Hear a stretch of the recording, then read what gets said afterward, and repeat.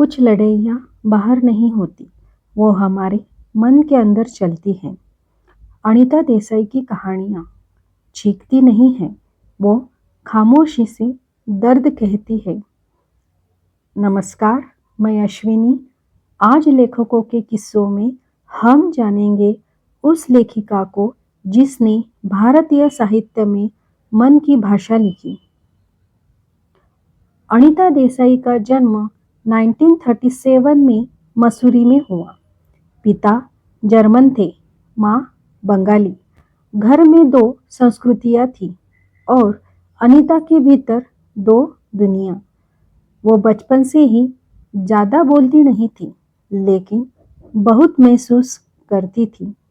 यही चुप्पी आगे चलकर उनकी सबसे बड़ी ताकत बनी।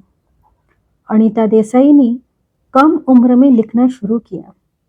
उनका ध्यान घटनाओं पर नहीं, भावनाओं पर था। जब बाकी लेखक समाज लिख रहे थे, अनीता देसाई मन लिख रही थी।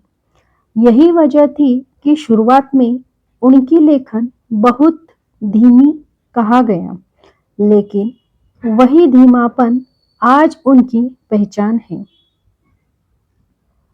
उनकी प्रमुख कृतियाँ: clear lights of day, fire on the mountains, cry the peacock.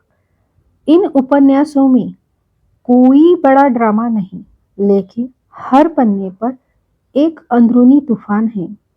Clear lights of day Booker prize के लिए नॉमिनेट हुई। यही से दुनिया ने माना अनीता देसाई सिर्फ लेखिका नहीं, मन की चिकित्सक हैं। बहुत कम लोग जानते हैं, अनीता देसाई लंबे समय तक अपने लेखन को लेकर खुद से असंतुष्ट रही। वो कहती थी, अगर शब्द सच नहीं लगते तो मैं उन्हें फाड़ देती हूँ। कई बार पूरा अध्याय कूड़ेदान में चला जाता था। उनके लिए क्वालिटी प्रकाशन से ज्यादा जरूरी थी।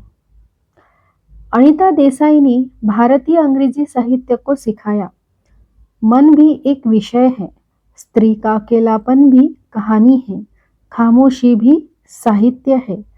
आज की फिलोसॉफिकल फिक्शन उनके बिना अधूरी है।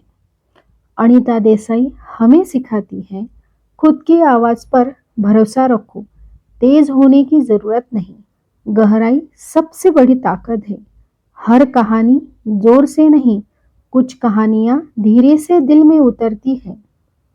अगर आपको लेखिका की जिंदगी, उनके अनकहे किस्से और सीखने वाली बातें पसंद आती है तो सब्सक्राइब करें, लाइक करें, कमेंट में लिखें साइलेंट स्पीक।